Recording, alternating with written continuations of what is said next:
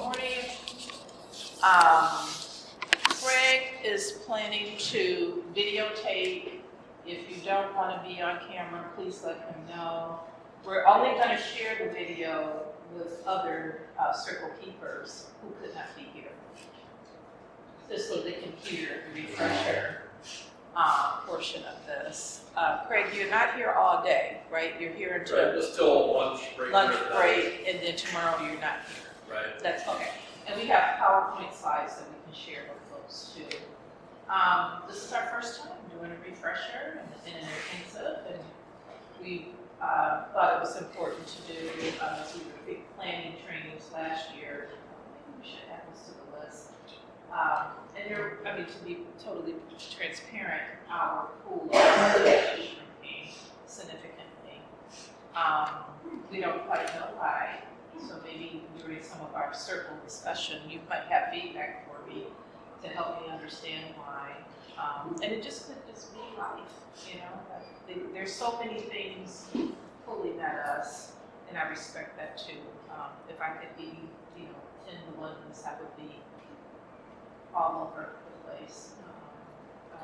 I feel pretty angry and activated as well. I'm very, very overwhelmed and upset by it for many reasons, probably similar to your reasons. So your feedback for how this feels, how it goes. We'll have moments to talk about that. I want that feedback so that we can decide to do it again or not. The building will be in this room today and tomorrow, and the bathrooms are kind of long. The men's room is up here, but you got to kind of go down the hall for the ladies' room, and I think the bathrooms. I'll check on the bathrooms on the second floor. When we were here a couple weeks ago, they weren't working on the second floor, so they were doing construction or plumbing or whatever. So I'll check on that when we have a break. I forgot to do that first thing. And I think, we have folders there. On the left side of your folder is what we'll talk about today. On the right side of your folder is what we'll talk about tomorrow, just to make it a little easy. If you want a notepad, grab it. We have a few extra circle process books, so if you've never had one, you've never read it, take one. We need to order the supply. And I'm going to just brag for a moment, though. So this has been I love that. I just saw that list. For probably a decade for me, we have our general brochure in English, Spanish, Chinese, and Arabic. Okay, supply just came in last week. So I'm extremely proud of that. We are getting not a huge request, but it's from a budgetary perspective,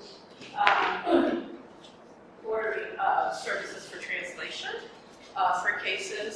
So we knew that it was time, and we created a budget for that. Yes? Linda, would it be okay if I took a little handful each to keep at the house by the side of the road? Yeah, absolutely. That's why I brought them, absolutely. Extremely proud that we were able to manage that. And then I said, we can't even proofread it to make sure it's speak the language. We just have to trust that it says what we hope it says. But we want to be as accessible as we can be. And those 3 communities, we're finding them in our caseload, and it's sometimes because they're in court, and so we want to provide our service adequately to them as well. And I think those are the only housekeeping things. I'm going to introduce Lauren, my friend. I call her my sister friend. Lauren, she's a teacher, but she's transitioning into a law firm. So how about that? An abolition law firm in Detroit, Detroit Center, which has been a partner with us for 5 years now. We've been partnering with them on a number of things. Lauren and I met before the pandemic doing restorative practice training with the schools. We were more active in that. and we just became very connected. And I consider her a friend, and I hope this is not our last time training together this weekend. And she really, really believes in this work, and she lives the work, and that's why we were like, can you work with us and help with the training? I think when it comes to training, I have learned to be extremely picky, because if our mission, our values need to be reflected in the training. So we're very, very picky about that. So Lauren is doing this training with me this weekend. She does our intro training to circles. She's taken all of the written material and translated it into PowerPoints for us. So that's her gift to the DRC. It makes it a lot easier for us to be mobile with our training and use less paper. And she's just a wonderful person, and her kids, and her husband, Blake, who is an excellent cook. He's Senegalese, and he's a wonderful chef. He makes great. My son loves this couscous. And so I'm going to turn it over to Lauren, and you can say whatever else you want to say about yourself. Hi everyone, thank you so much for being here and welcome. I have a little bit of a froggy voice. I'm getting over something. I'm okay. I would not be here if I was not okay. But I'm just very happy to be here and to meet everyone and see everyone. Thank you so much for the work that you do volunteering for the DRC and making sure that the work can happen. It's so very important. This refresher training is really special to me because I think that we do a lot of like the first round of restorative trainings and like, okay, here are the principles, right? But we're still building the practice of like, how do we re-engage? How do we make sure that people are growing their practice as circle keepers? How do we keep folks connected? And so that's something that's a love of mine, is to figure out how people can continually be learning and growing, right? I will always be a teacher, even if it's not my title anymore. But more importantly, I'll always be a learner, right? It's really important for me to continue learning, and for everyone to continue learning. And so thank you for being here today to continue your learning with us. We really appreciate that. So the centerpiece, I've already gotten a couple of questions about the centerpiece, so I wanted to share it with you. I tend to do kind of elaborate centerpieces. This is probably from my teaching background, but I like to have kind of a visual place for folks to kind of center their eyes, something interesting to look at. These peace flags that are around the outside is actually something that had been hanging in my classroom for since I began teaching 17 years ago. And so as I leave the classroom, I was cleaning my classroom yesterday and was like, these need to be in our centerpiece tomorrow. And so it says peace in a bunch of different languages. And so it's perfect that there's, the translations today too, which was not planned at all. But it's just reminding us of our purpose and our goal really is to create peace and make peace in the cases that we see and that we work on together in the families and then in the community that we're creating.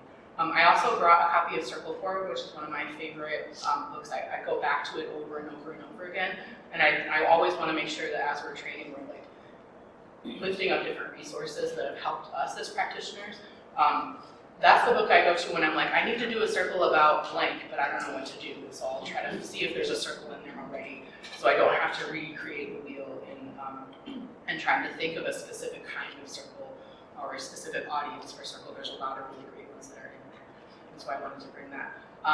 The Beautiful Black Boy book is a book that I gave to my son, Eli. He is 12, turning 13, and is not really into like reading and writing right now, so I'm trying to find out these creative ways. But I just always want to remind him of his beauty and his power and his strength. And so I wanted to bring to Circle with us to bring my family here. And as we know, Circle is an indigenous practice. We'll talk about that a lot in the training, and so I wanted to bring. This is a painting that is, I think it's called Founding Fathers 2, but it's a set of chiefs, and if you turn it over on the back, it explains more about each chief in front of Mount Rushmore, which, if you know a little bit, you know that it used to be, I think it was it the Five Grandfathers was the name of the mountain before it was Mount Rushmore. I believe that's the name that the Lakota people had given to that area, and then it was kind of decimated to become, to have the American president's faces on the mountain. And so it was just kind of thinking about who really are our founding fathers, right? and naming Indigenous folks as that. I also brought, I'm obsessed with this thing called the Rest deck that is down in the middle right there. It is a deck of cards. It looks kind of like tarot cards. I have one right here. And it is by a woman named Tricia Hersey. She's from Chicago. She's an incredible, very brilliant Black writer. And she teaches me and teaches a lot of folks about how to kind of disconnect from garden culture and really prioritize resting and caring for ourselves. And that's been very important for me, especially this year as this new administration has taken over, to really just try to make sure that I'm caring for myself so that I can better care for my community and do the work that I do. And so I'm going to read the card as kind of part of our opening ceremony, and then we'll get into the slides in a moment. I will imagine what my body needs. I will daydream for freedom. And on the back it says, you have permission to experiment with what rest can do for your body and mind. This is about more than naps. Rest is anything that allows you to connect your body with your mind. Slowly enter into the portal of rest, and while you are there, you will find abundance. Exhaustion resides in a space of scarcity. Rest is abundance. Rest is yours now. Rest is imagination work. The time to rest is now.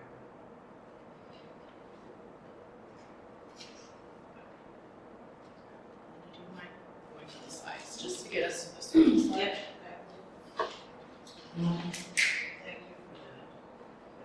Oh, thank you. And if you do want to switch with me so you can see the screen better, we're going to be mostly in circles, so there's not a ton of screen. You're okay? Okay. So just a few slides before we get into circle. Our goal here is really just to reintroduce folks to the philosophies and the practices and the uses of restorative justice at the DRC. We believe that in training by being in circle, we believe that we strengthen our practices by experiencing it. And so we will be in circle for some of the time, but we will also be practicing in kind of role play groups as well. We want to make sure that you guys relearn the circle process. It might have been a while for some folks since you facilitated or been a part of the circle. We want to practice deep listening. We want to make sure that we are using the norms and values of restorative processes, and we'll talk about those in a moment. We'll practice using the elements of circle. So I talked about the centerpiece a little bit. We'll kind of review the talking piece as we start circle. We'll talk about opening and closing ceremonies, and then the circle keepers are the folks who are facilitating the circle. We will center one another's humanity and inherent value, which is incredibly important. And my favorite one, we will enjoy our time together, because we have to. It's important. It should be about joy. So we're a little off our schedule already, but we have already gathered and had breakfast. We've kind of gone over the outcomes and the purpose. We will get into our first community building circle in a moment and kind of do a quick refresher of like restorative philosophies and values. We'll have some time for questions, and then we'll break for lunch. And then the afternoon we'll have some role plays to kind of practice being the circle keeper or thinking through a case. Right? Our norms for our circle are to speak from the heart, respect the talking piece, aka one mic, take care of yourself, take the lessons, leave the stories, consider your impact or your intent. Are there other norms that we would like to add to our training, or clarification of the norms? I can explain them if there are any that are new and you would like some further explanation. Take the lessons from the stories. Sure, so that's our way of saying confidentiality. Sometimes in circle people share really deep and personal things, and you might learn something from that, but that's their story to tell. So leave their story here in the circle and take the lesson that you learned from that story with you, if that makes sense, right? We want to make sure that we're telling our own stories and allowing other people to tell theirs. Yes. One note on taking care of ourselves, if we're in circle, and you know, this rock's being passed, or we're like all kind of waiting to speak, and you do have to exit for some reason, we ask that you just kind of time your exit for like maybe after you've spoken in the circle or something. Obviously, if a phone call happens and you have to take it, that's fine. Just, you know, if we're in circle, maybe step outside so that you can take that phone call and deal with what you need to deal with. We are humans, we have bodies. If you have a bodily need in the middle of the training, please take care of what you need to take care of. I'm a teacher, and so I'm usually like with young people, and it's interesting how people are trained to like not take care of themselves or to like ask permission to take care of themselves or no, you can't go to the bathroom, right? And that is not this space. This space is about taking care of yourself, and so do as you need to. Okay. Belinda, would you mind reading the land acknowledgement? Sure. Our land acknowledgement comes from Carrie Landrum, which I think many of you know about. She wrote this and with her permission for using it. Acknowledgement and appreciation goes to the many indigenous wisdom keepers who have taught us, who have brought us and taught us their restorative ways. Special acknowledgement and gratitude goes to the Anishinaabe, and in particular the Council of Free Fires Confederacy of Ojibwe, Adala, and Potawatomi tribes, who were among the original stewards and caretakers of the land we're on in Michigan. Anishinaabe have been offering peacemaking and restorative practices since before we had those terms, and continue to teach and model ways of being in good relationship with humans, plants, and animals, the land. Through these words of acknowledgement, their contemporary and ancestral ties to the land and to the, I can never say that word, which is Detroit, their contributions to education and peacemaking and their place as the progenitor of restorative practices are renewed and reaffirmed. And again, Carrie Landrum wrote that. All right, so we're going to go into our first circle today. I'm going to give this one of these. Pass you the talking piece, right? Okay, so come in.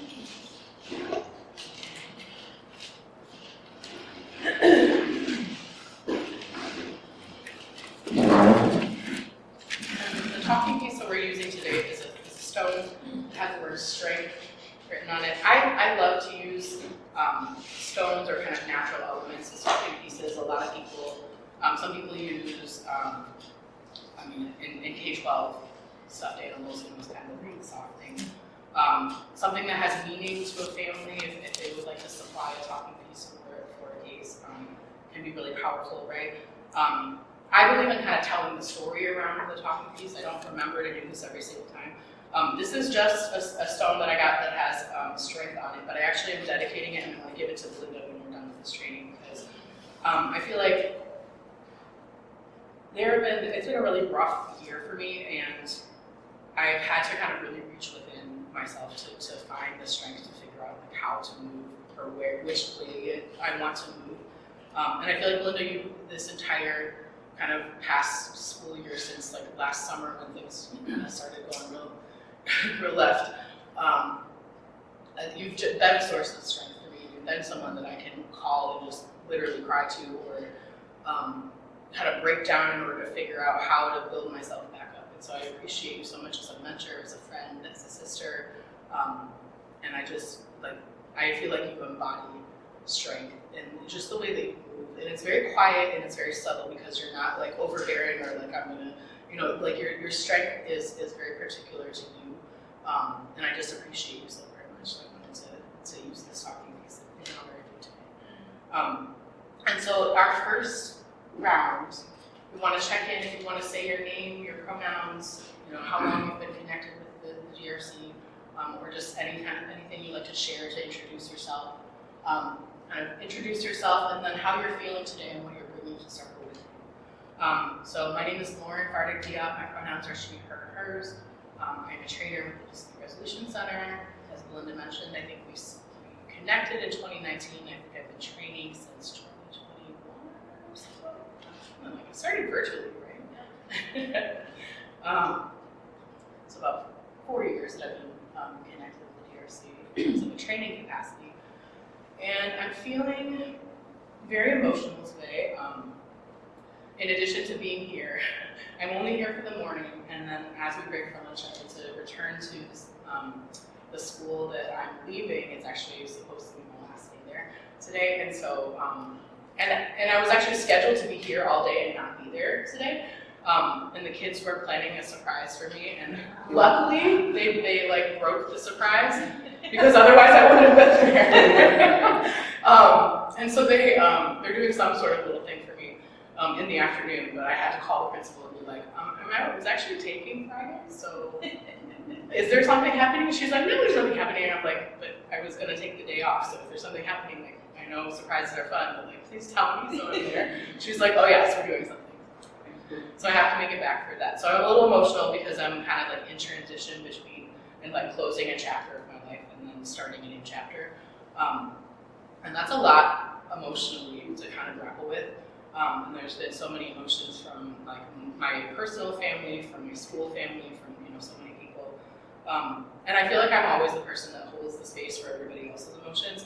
And it's hard to be like leaving and also holding that space for everybody else at the same time. And so that's been kind of weighing on me a little bit. And so it's been a very emotional week. But I'm very happy to be here. I'm always grounded and grateful when I'm in circle. And so I'm happy to meet everyone to be here today. Kathy, I know many of you, and my pronouns, I never say them, she, her, hers, I guess. And gosh, I think I've been, we got trained, I think I had to look around 2014, So a group of us from Friends of Restorative Justice that got trained together, and still part of Friends of Restorative Justice. And today I'm coming with a full heart, having been to, we go into the women's prison, we do circles inside, plus us with advocacy work, and they had a volunteer appreciation dinner and presentation last night. So it was quite touching, actually.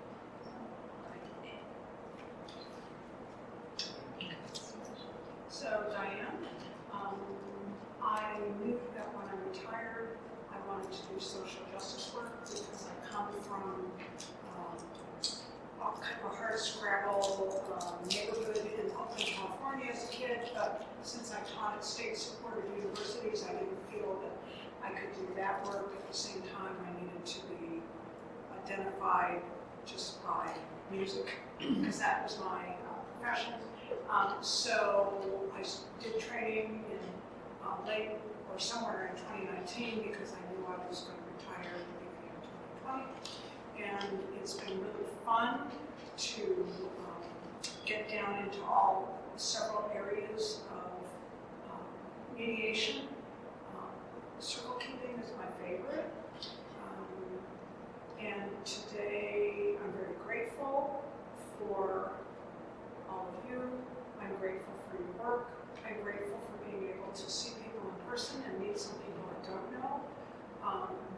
And I just think it's such a kick that we get to be trained in something that's so powerful that for me I was like practically standing at the door last night like, can I go in? Can I go in? Because I knew it would be helpful to my mission. I'm Lynn Shaw, and me too. I was like, this morning, it's like, oh, I get to go to this fantastic place and be with these people in person, be with Belinda, and I admire so very much. And I feel like I'm always learning from Belinda. And so happy to meet you, Lauren, and you'll be meeting others and see people in person and refreshing friendships that I've had over the years. I don't remember how long I've done volunteer mediation with PRC. I was trained in this program in 2017, but I've actually only had a chance to involve one circle. I prepared one with Diane and one with Jeff that didn't actually happen. Those were both ones. Yeah. And it taught me about this circle work. There's a certain amount of maturity, and so you can do all the intake, you can do all the prep, you can pour your energy into preparing for that circle. And it's a person I'm ready for that. It's not happening. And so anyway, I have really loved being part of the Circle Keeper community and continuing education and Zoom calls and meetings that we have and learning and sharing with them together. So I'm very happy to be Maryland, and I think I had a similar feeling this morning. I woke up and I thought, I'm going to something that is just going to be relaxing. And I just felt so good about that. And I knew I would know a number of people from me, but so it was very peaceful to think that it was going, even though we were talking about the commitment. We went yesterday, today, tomorrow, and so I felt like, wow, that's a big commitment. But it just feels like the right thing to be here. And the other part of it, you mentioned learning. When I woke up, I also said, I'm going to be learning today. And so I have been doing circles. So I'm one of those people, you know, this is perfect for me to do. I'm not so confident in circles, although I'm okay in the prison, but in the Huron Valley, for women, they want to be there so much. They want to be there, you know, more than we can handle in some ways. And so really it's like keeping up with them, and it's a different feeling for me doing circles there. I don't feel so much responsibility, maybe I should, but I don't. And I learned so much about the women, and it's a different feeling than what I feel needs to happen for me to be an effective circle in this context, tomorrow's context. But I've been committed to restorative justice, I don't know, 2016, 2015, something like that, when first Angela came. Before that, it was healing communities, which was summer. So,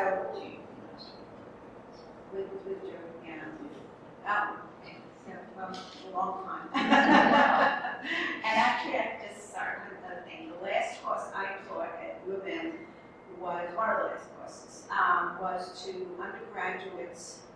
It was a special, they could pick, the undergraduates could pick classes that they wanted. It was a little honors kind of thing, I think. I had 16 students, that's all they would allow. And I was teaching, I had gone to law school at that time. I was teaching language, power, and you never remember the third word. But at any rate, I had about, we used an Australian textbook. And of course, there was a lot of that was sort of justice. Well, not a lot, but enough to get me so interested. And I got students got interested in what is this? And so that was like the beginning of knowing that it really was. I mean, there were other things like enacted reconciliation and things of that sort that were reaching that place. But this was like, whoa, okay. So here I am. My name is Mary Ann, and I have only done 2 sets of circles post-COVID. Very fitting, very different, over Zoom. So I do feel like I need a refresher from all of that. I just believe and know from a little bit of experience that this is a very powerful resource. It's a powerful way to resolve complex layers of resentment and problems, and especially with layers of families, multiple generations of families. So we were all in the same room, and there was one time that Judge Collins called us in and just took on the group, and he had an anticipated outcome that he thought would be good for the family.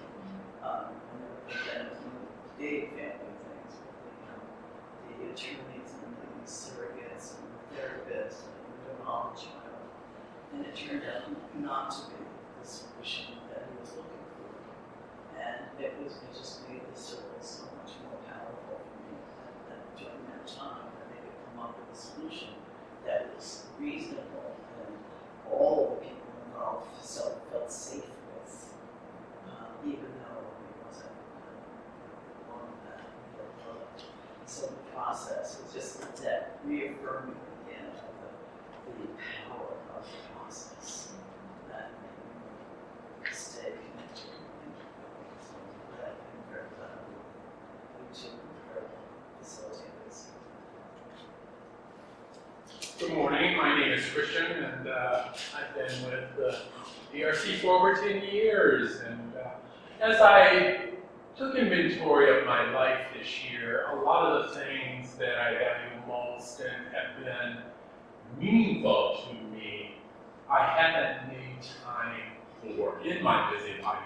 And this is one of the items that I've been missing. So I was just thrilled to know that you all were going to offer this refresher, because in the number of circles that I have participated in and seeing the outcomes and how people's lives were changed and affected has just been tremendous.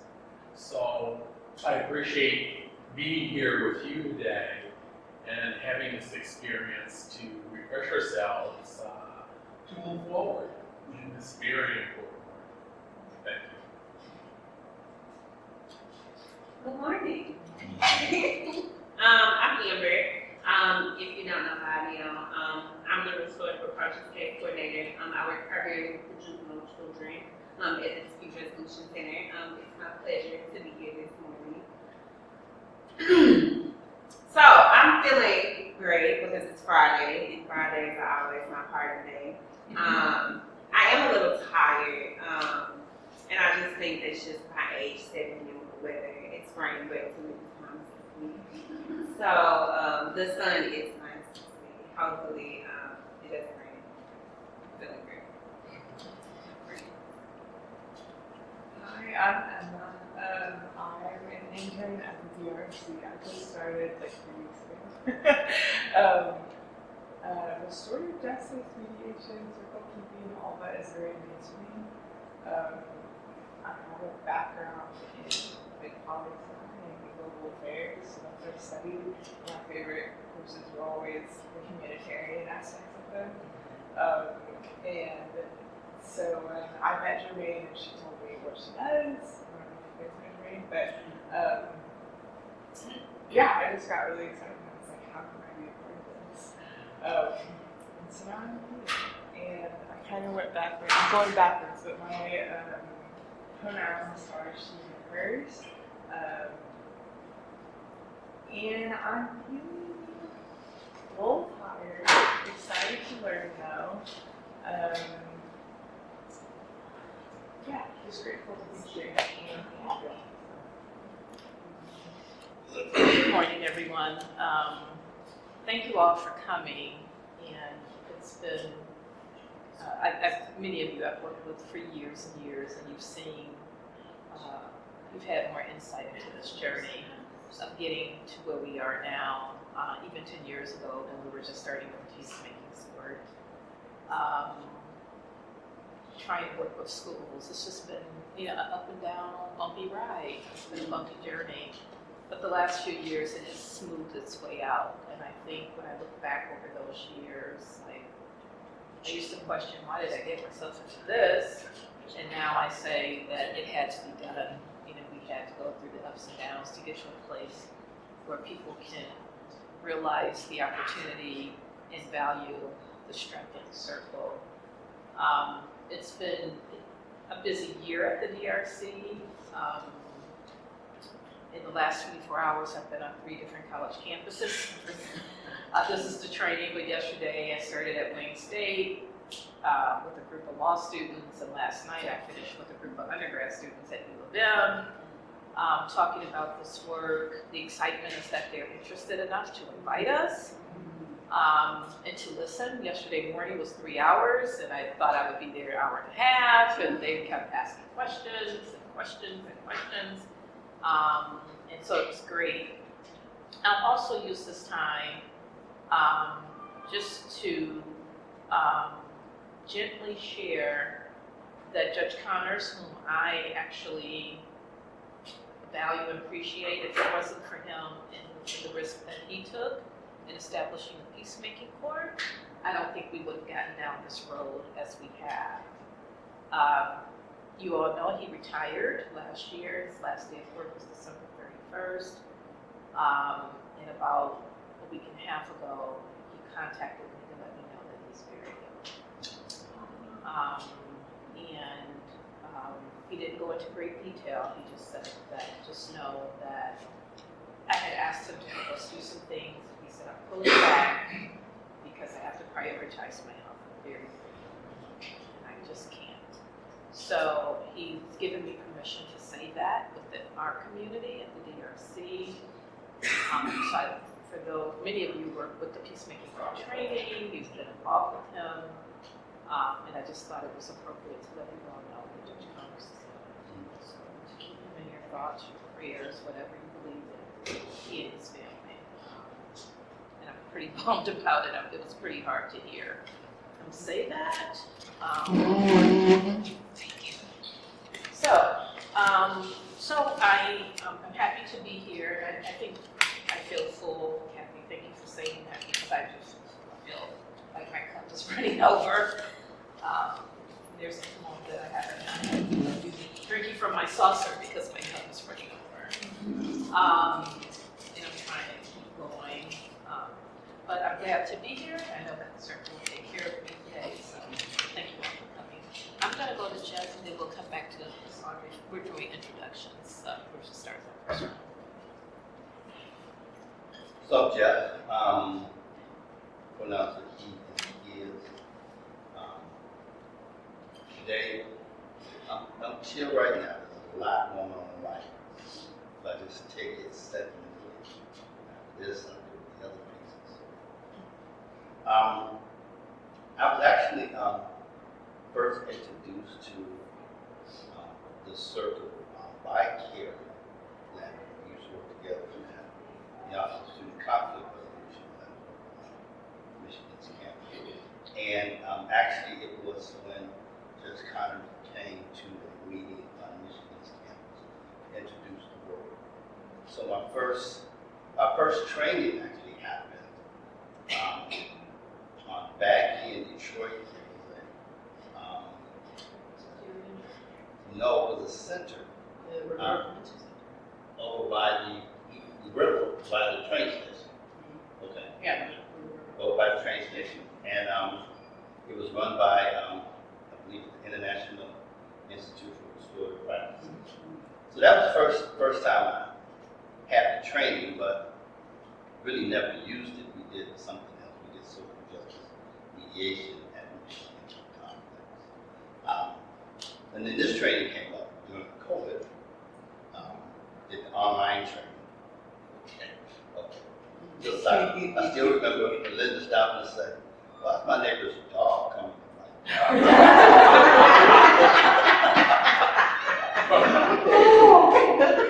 And I thought to myself, and that's exactly right.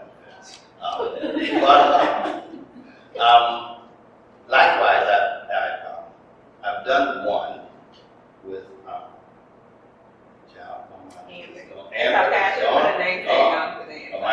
Amber.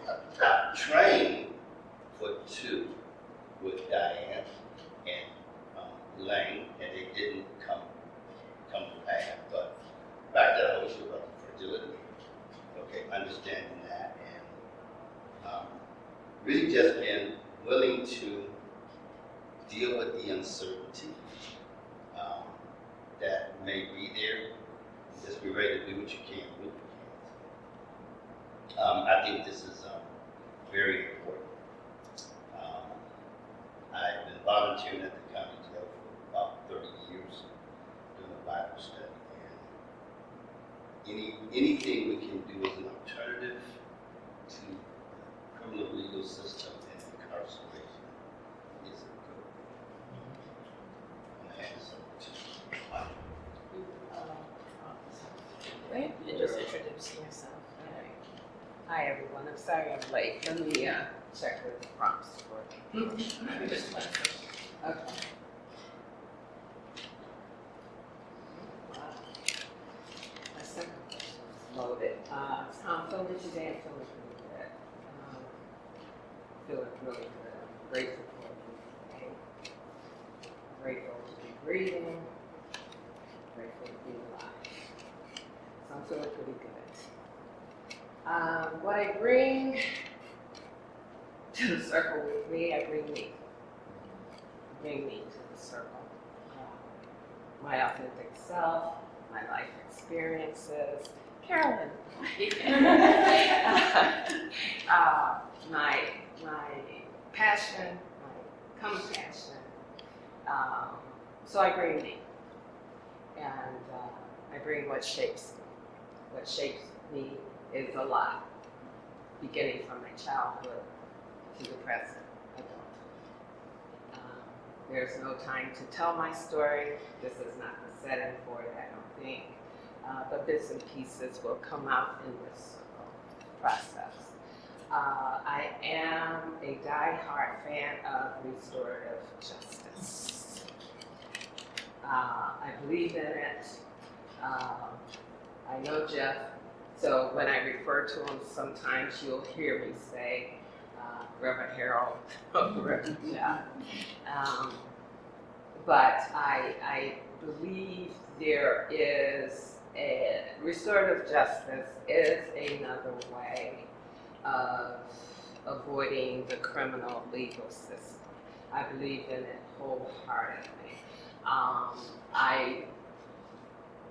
And like Jeff said, there are other alternatives.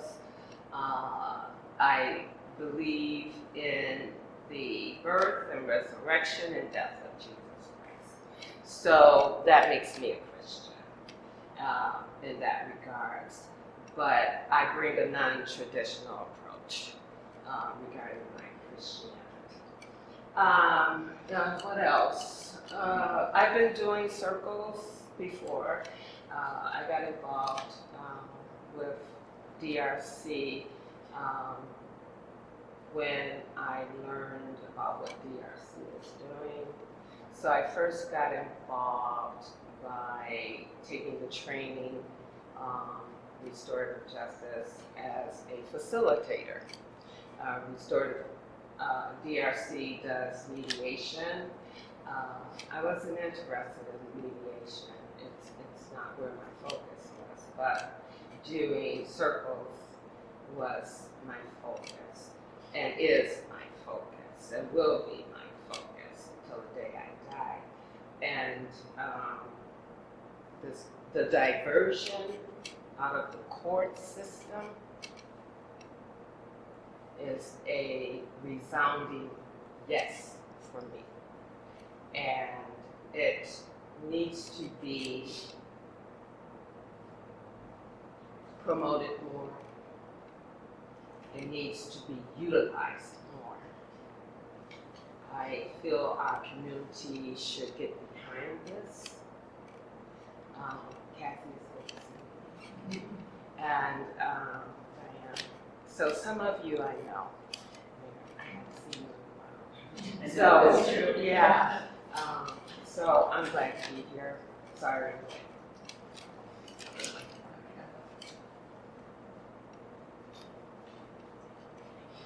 Thank you guys so much. Just thank you for the depth of sharing. Thank you so much for the work that you've done within the prison system, within the court system, trying to keep folks from the prison system through your work, through the diversion and deflection work. It's so incredibly important, and I love being in a room of people who deeply believe in this work and who understand that when we bring people together and see people's humanity, that there is a transformational power in how people see themselves and in how people can see each other.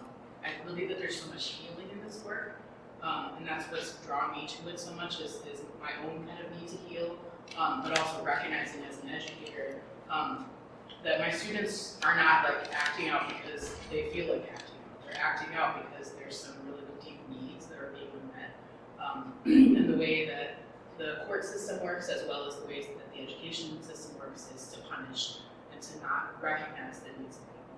And so it is wonderful to be in a room of folks who are seeing that need and understanding the human needs that everyone has and trying to figure out how do we care for those needs so that we can see some transformation.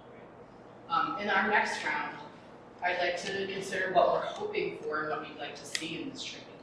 Belinda and I, when we designed this, we try with the RJ team, we try to make sure that we are being responsive to what you need. So we kind of put some slides together, right? But really, in the next 2 days, the slides are not important. What's happening here amongst people is what's important. Right? We can give you the slides later, but it's the questions and the interactions and kind of organic, okay, let's spend more time on this then, that really is where the learning happens, I think. And so the slides are just kind of a guideline and more information and links and resources. They are important, but we want to be very flexible and responsive to what you need, because we want to help you hone your skills and develop your practice in a way that you feel more confident, that you feel like, I got this, I can do this. Let's sign up for another circle, right? So what are you hoping for, and what would you like to see in this training? And I'm going to pass it to Jeff first. A little bit more confidence and skill. As I said, I'm dealing with Amber. But when you're ready and then it does not happen, it's kind of like, you know, planning to go on a trip and then it doesn't happen, and now you got to replan the trip and get your mindset. So just hone some skills, get some perspective, see how other folks are approaching things, pick minds, okay?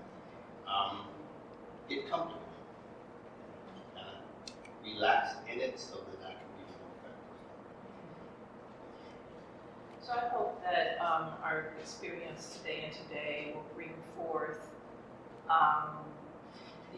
what your needs are, and I'm hoping that we can respond to those needs, be it more training, be it more physical materials that you can take home and read, be in circle among each other, or just to talk through and process what that circle was about. Why did it come together? We prepared so much. What did I miss? So that we can really get comfortable with this notion that the circle stuff is about them, the people that we're servicing, and sometimes they're not as ready as they think they are, you know. And I hope that we're better able to articulate all of the stuff that our clients are bringing to the DRC. And I'm not here to be preachy, but I want to give you some realities, what we are seeing in the case files, what we hear on the phones. There have been a couple cases we just had to say no to, that they just weren't ready. It's more than that police report that we're seeing. It's more than that referral. I took a phone call this morning on a child protection case that was just so layered. I thought they were canceling for Monday, then I hear that they're not going to cancel. So it's just a lot. People are dealing with a lot in ways that even I don't even think I was prepared for. And I'm also hoping that we can spend some time in an organic way to talk about that self-care. I didn't say earlier, but I am taking some courses online around restorative justice with the University of San Diego. And the focus, I'm on course 3, starting next week will be the third of 3 courses. So in like 4 months, I'll be finished. I'll be finished by June, I think.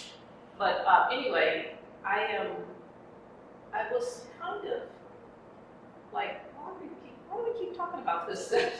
And I thought, well, maybe I'm beyond it, you know, maybe just from experience I need here. The focus, a lot of emphasis has been on the facilitator taking care of the facilitator. A whole college course, 7 weeks, I'm deep breathing. I'm looking at videos about people teaching me how to breathe. Like I thought I was breathing, but how to breathe in a therapeutic, calming way. How to turn my brain off and let things be what it needs to be. How to be okay. So I'm hoping to, you know, at least push in a little, I mean, literally breathing. I've been doing that. I did that for 7 weeks. Course 2, we did that for another 4 weeks. Doing some technical stuff, but a lot of the breathing stuff. So another hope I have today is that we get comfortable with that piece of the work too, and acknowledge that sometimes I need to pull back as a circle keeper. I need to reprioritize it. You have the ability to do that. But when I take on a case and hear these stories, you're going to Huron Valley. I've been over there many years ago. And while it's so encouraging that they want to sit in circle, I'm sure their stories are heavy. And as a person who's been involved in conflict resolution, I've been at the center for more than 22 years. I carry so many stories that sometimes I wonder where this was. Did it really work out? So I'm learning now in my 50s that I should have been taking care of myself in my 30s when I started at the DRC. I didn't know how to do that. So I want that to happen today too. Okay, all right, so thinking of what I'm hoping for in regards to what's happening at DRC, the circle, present time. I'm really hoping for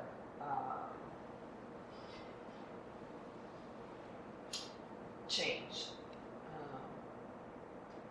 in people by going through the circle keeping process. I heard Belinda say she took a call this morning about it was a child protective services issue or case.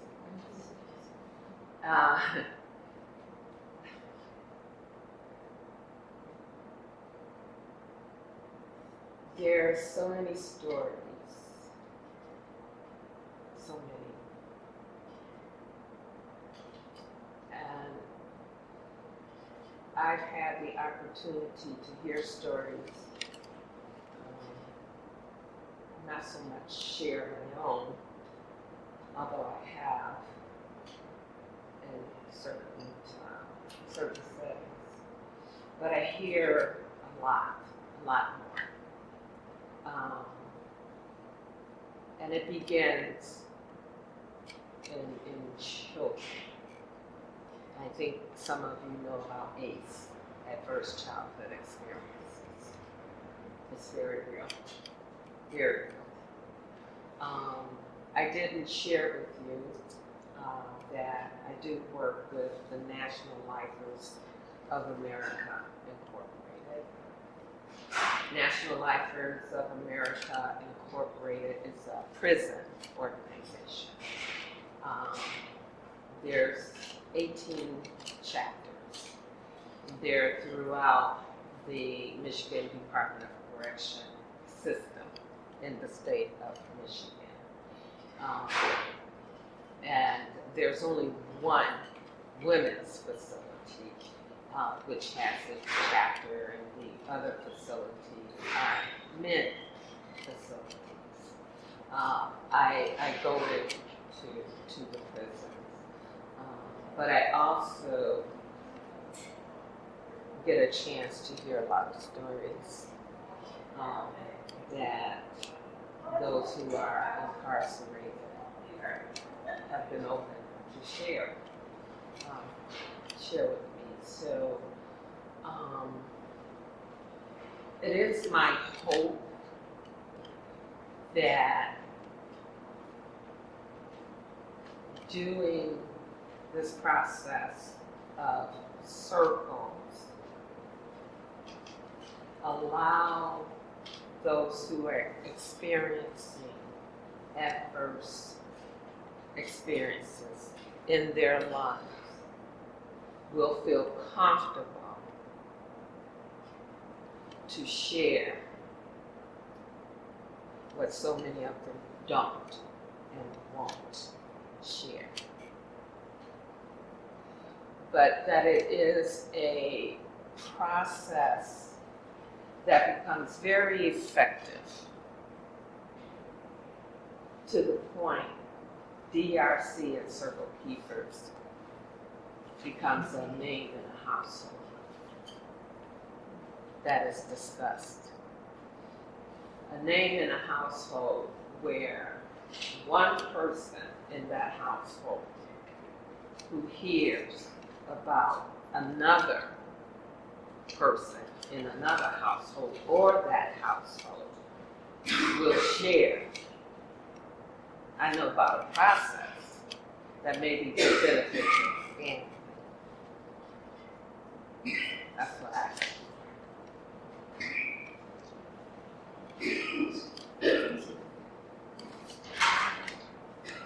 What are you looking for? I think I'm hoping just to keep my mind open and hear what everyone else has to share about their experiences and what their stories have to bring to Circle, because I think that's really impactful. And yeah, I guess I'd love to see how people address Circle, how they do their own opening. I think that'd be really cool to see like how different people approach Circle. They're all unique.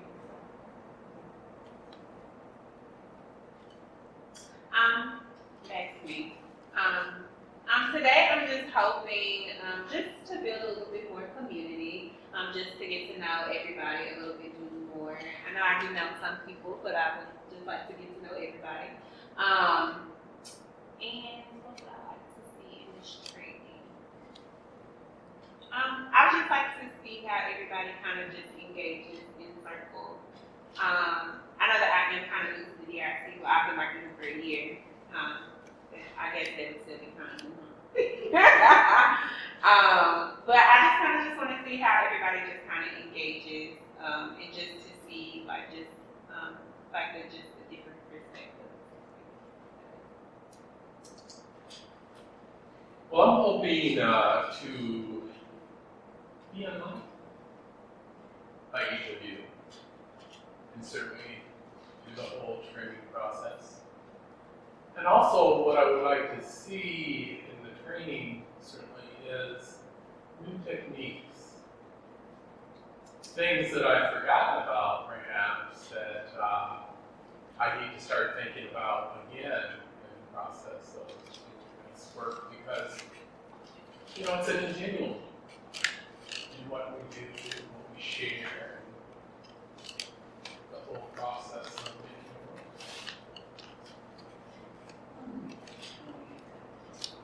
I am hoping for, I think, a renewed sense of what happens in the circle, and at each step, each piece is critical to the whole process. I need that reinforcement right now, and if I need to have that sort of my confidence again in the process. And what I'd like to see is just the contributions that everyone's making, what's important to it, and it made me think about supporting, taking care of ourselves in the process. And I know that we started a group, there are 3 of us here, but there are more. We started a group and then we're re-entering the larger community programs from the NLA group. And we realized, I think, quickly that we needed to meet every once in a while to support ourselves and to talk about what we're doing. And do that with another group that I've been on for 2 years as a dementia support group for a mutual friend and people I don't see because we're always on Zoom and from different parts of the country.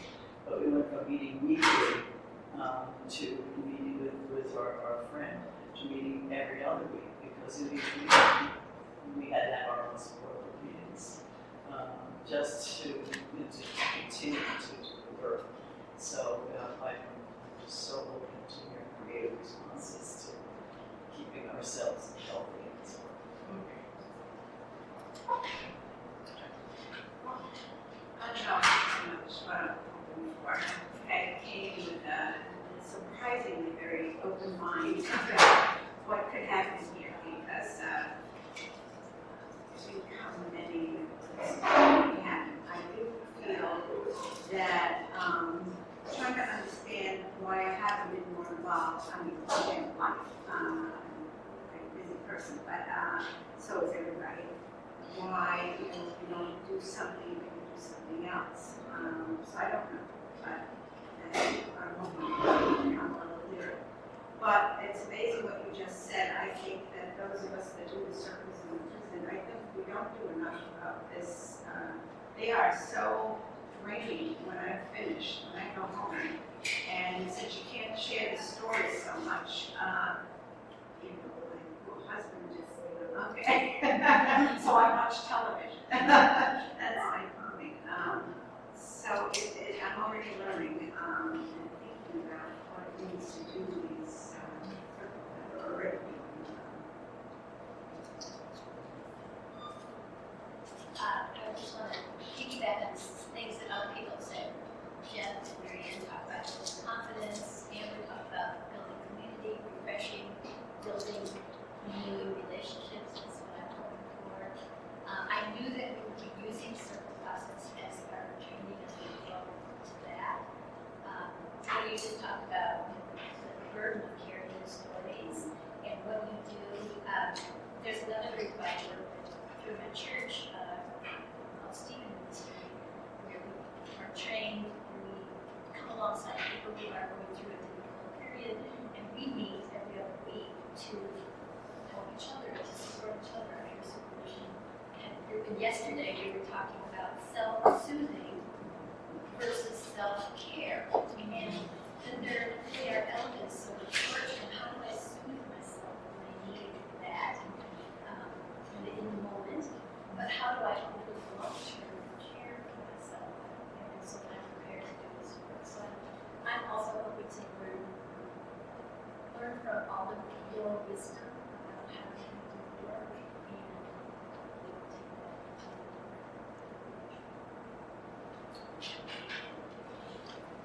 that. So, ditto. And I hope that I become more conversant with really great questions and really great responses in circle. And it's all of you talking, given the other ideas, like sitting in front of television. Never would have occurred to me we don't own a television. So I'm like, what kind of cool idea. So I think even that might be, so I eat half a brownie after every, mediation, and so I just like, oh, time for the brownie. And then rather than sitting, I'm a person in motion. Like a child, it's very physical. So I'm like, I race out the door and I walk. I'm just like, I walk it off near water. So that's, no matter what, rain, sleet, and snow. I mean, seriously, I'm out of just blizzard, walking. So I think those kinds of, almost silly, but I think it's really important because I never would have thought of soothing, but it is soothing. It is soothing. So others approaches, and what I also find interesting is that we can pattern on other people just looks on faces. And I don't know if you all do that, but maybe coming from what my career was, I watch people and I steal. I'm stealing from you. And it's a good kind of stealing because I think about, there was a cellist that was in the Knoxville Symphony, and honest to tea, every time I looked at her, she was like, and so I'm not an optimistic person, but it doesn't naturally come that my face goes. So I would look at this woman, how does she do that? So I practiced it. And it's been fascinating as I walked across my campus, I would just be in some kind of resting face, I thought. But it's physical, right? That makes me happy.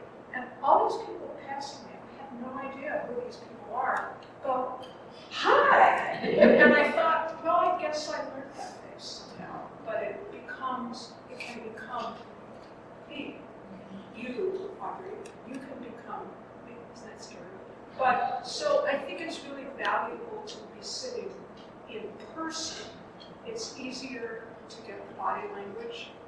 And so if I start looking like you, You'll know, no, it's good, you have a very focused, very strong presence. And I want to learn that. I want to learn that. Well, I think circles are magic. Very special. The circles in the prison, however, are very different than circles with court. They're more healing circles. I think of them as healing circles, and they're wonderful, and I love them, and I come to feel very comfortable with that. What I'm not so comfortable with is thinking of young people or even older people whose lives are, you know, in a very precarious situation, and they're hoping that this circle will help them, you know, sort of fix their lives. So that's what I'm hoping for. So get a little more comfortable with that part of the process, because I haven't really done very many, hardly any circles with people with mental I'm hearing so much about self-care and what that looks like, and how to do that, the difference between self-care and self-soothing. I'm hearing about just the need to connect in community and understand that. I really like to think about community here. Not because I feel like self-care has been like capitalized and commodified in a certain way where it's like self-care by this, right? As an anti-capitalist, I'm always really like, okay, but like, I don't need an excuse to treat myself ever. Like, I'm always like on the treat myself, like, wait. And I don't know that that's self-care, right? So like, so I've been thinking about like how to resist consumerism and self-care and what that really looks like. And for me, that means being in community with people.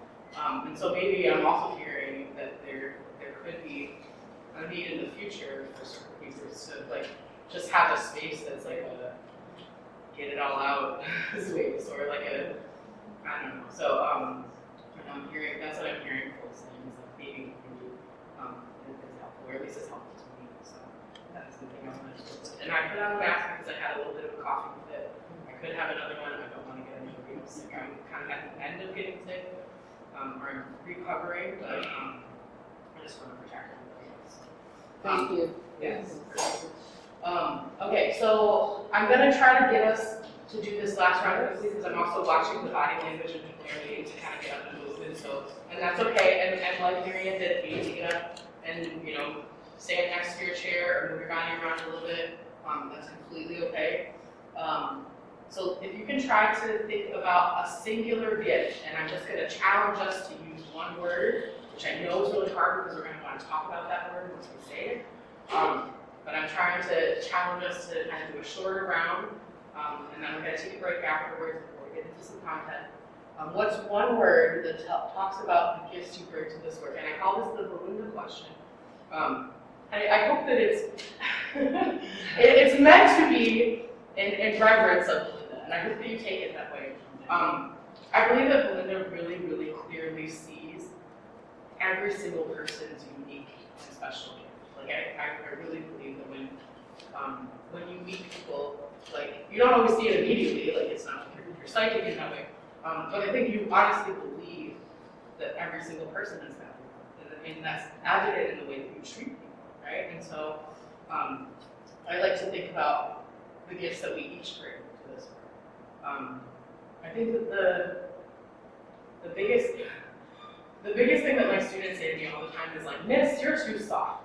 And I think that's my biggest gift though, because like that softness, the ability to kind of absorb and the things that they're telling me and kind of sit with them, the ability to kind of love on them even though they might not be treating me or other people very kindly.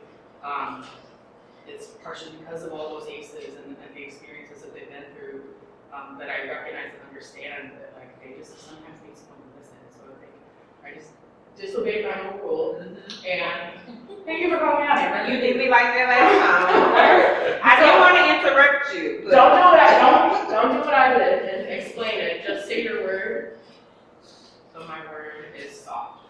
Okay, so don't explain. Don't do what I did. Let's say the one word. Just say the one word. Go, Sarah. Thank Bad vibes, bad vibes. I think my word is listen. Connection. Humility. Compassion. Empathy.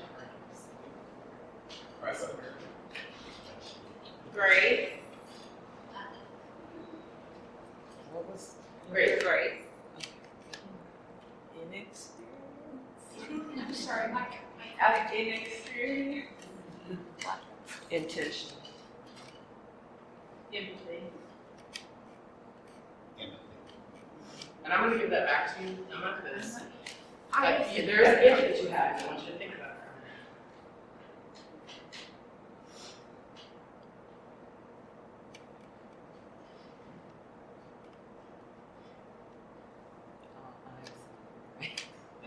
It doesn't have to be just in this work, just like a gift that you have that you're bringing to us. You're good listener. It's very kind. Very kind. Okay. All right. Thank you so much. I like that you did that. What, that I had it or that? Yeah. Yes, because we want people to recognize our gifts, and that's so hard to do. We're so focused on recognizing like our shortcomings and things that we don't have. So recognizing our gifts is Doing that with younger people has a lot of value. right. Well, thank you for our first opening circle. Does anyone have a quote that's like, just like off the top of their head, something that's come up? I have one on the board that I'll go to in a second, but yeah, a quote that you'd like to close us with? I don't know the quote, but I just heard this morning the Mexican president said, something for all, but the poor first. Thank you.